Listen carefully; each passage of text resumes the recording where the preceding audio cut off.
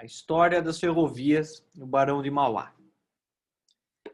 O início da ferrovia se dá na Inglaterra, motivado pelo transporte de minérios nas minas. Os trilhos inicialmente eram de madeira e depois se inicia a expansão para fora das minas, ainda com tração animal, que deu origem aos bondes de tração animal utilizados no Brasil até os anos de 1900. Depois, só na década de 1830, que com o desenvolvimento da locomotiva, que atinge maior desenvolvimento, maior expansão. Ela chega à América.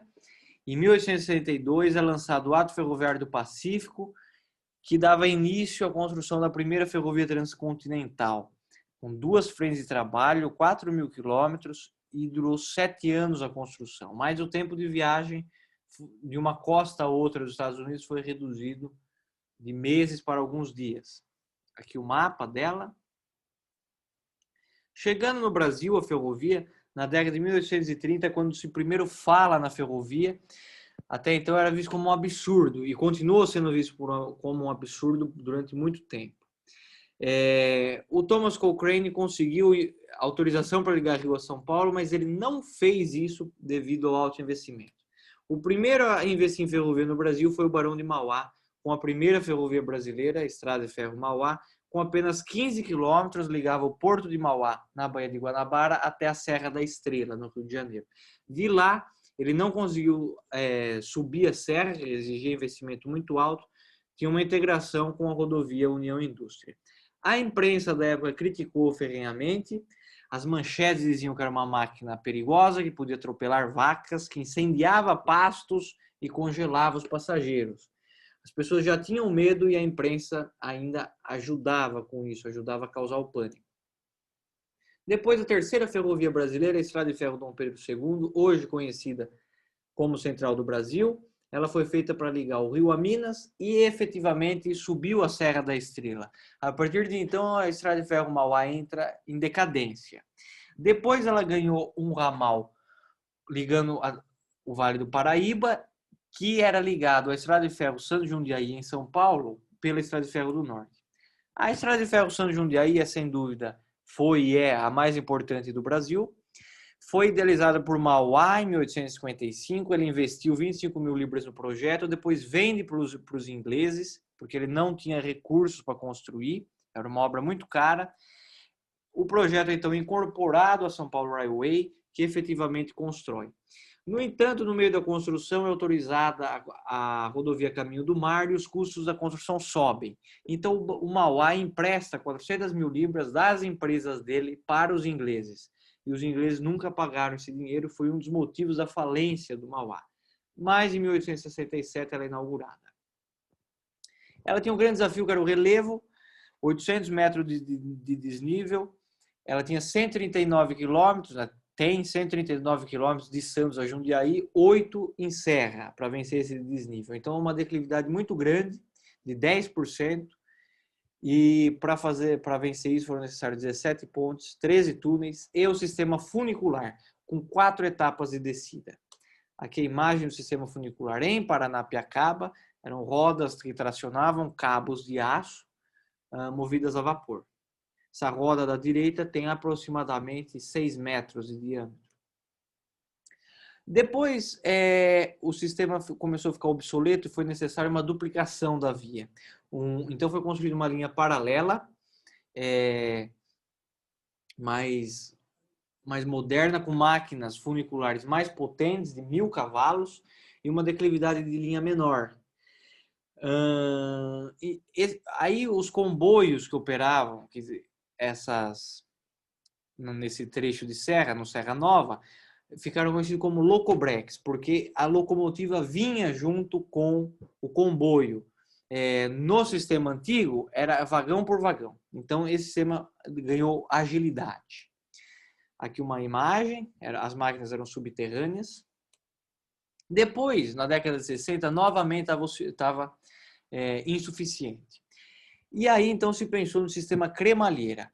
É um terceiro trilho dentado e a locomotiva ganha uma catraca no centro que vai catracando toda a locomotiva, todo o comboio e vai subindo a serra. Foi construído de 70 a 74 no sistema Serra Velha, para não pausar a operação do Serra Nova. Ele é atuante, ele funciona até hoje. Aqui os marcos históricos da Estrada de Ferro Santos Jundiaí.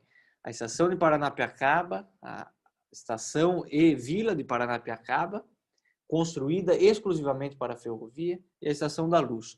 Também tem a Parada dos Imigrantes, feita às margens da Estação Brás, que é onde os imigrantes paravam, a maioria dos imigrantes paravam ali, aguardando o seu destino. E depois seguiam dali mesmo pela própria Estrada de Ferro. Ela teve importância no escoamento de café e no transporte de imigrantes. É uma das mais lucrativas do país, hoje operada pela MRS Logística, que é Minas, Rio, São Paulo.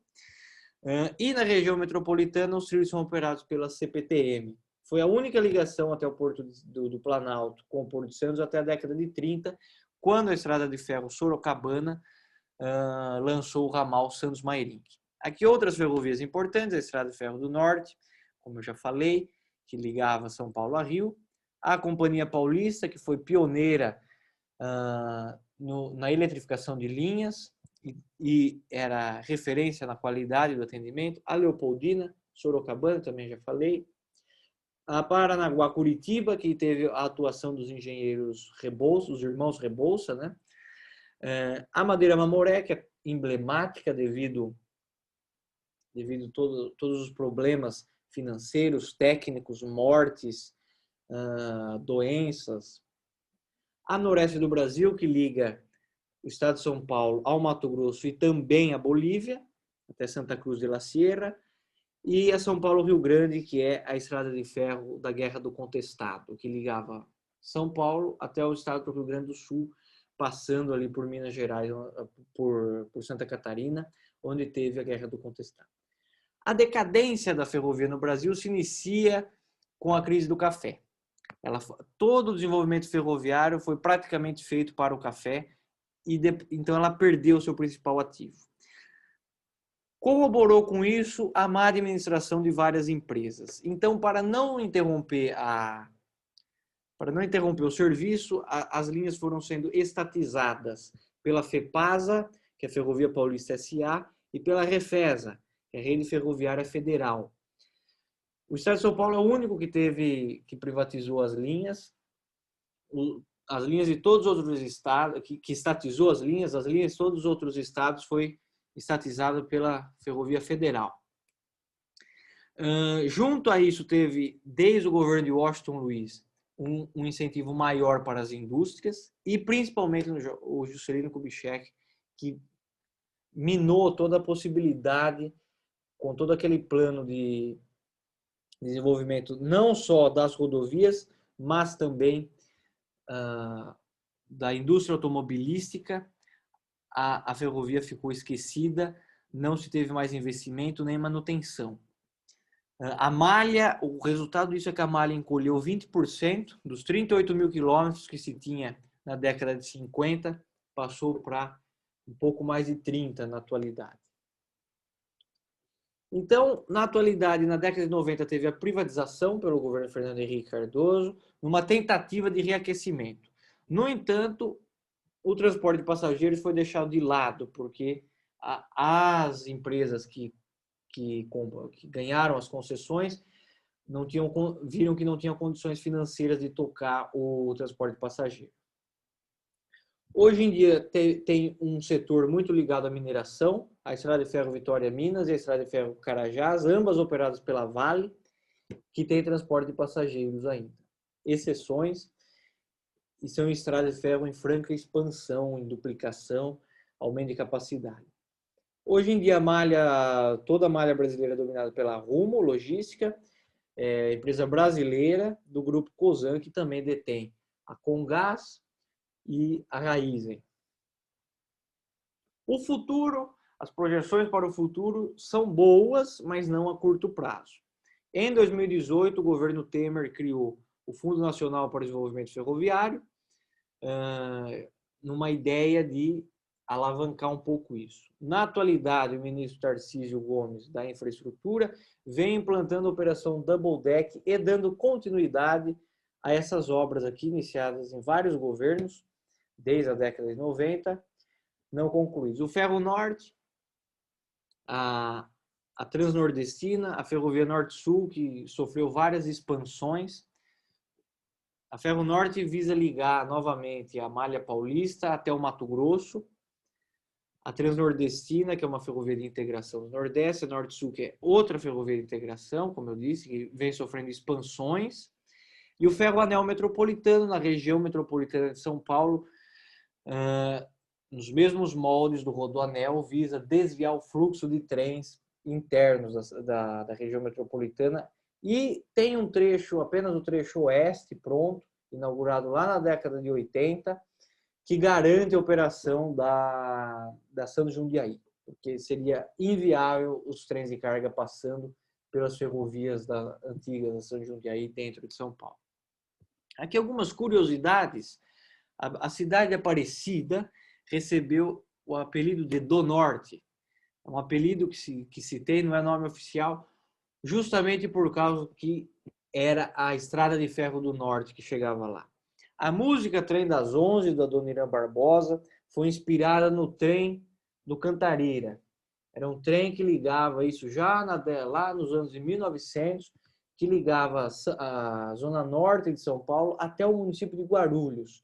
Ele foi feito para a construção do sistema Cantareira antigo e depois ficou para uso da população. Foi destruído na década de 50 e veja só que apenas 2 anos atrás nós tivemos novamente uma ligação ferroviária entre São Paulo e Guarulhos. Então, há 50 anos, há 70 anos nós já tínhamos isso. E inspirou a música O Trem das 11, tinha a estação Jaçanã, né, na estrada de ferro Cantareira, conhecido como trenzinho do Cantareira. E, por fim, o sotaque e muitas palavras do interior de São Paulo são influência da construção das ferrovias pelos ingleses. Em grandes centros também tinha-se essa influência, mas se perdeu devido à grande miscigenação, devido à grande colonização de diversos povos. No interior, um contato menor com outros povos, esse sotaque britanizado se manteve, e algumas palavras também, como ferrobote, para designar balsa, como ferrobote, como trole, para designar carros pequenos, carro velho, carro desconfortável, e também uma expressão, o pão de sabão, né, que é, na verdade, um pound de sabão, então, uma porção de sabão, né, e que se tornou portuguesa a palavra como pão de sabão. Então, é essa a apresentação.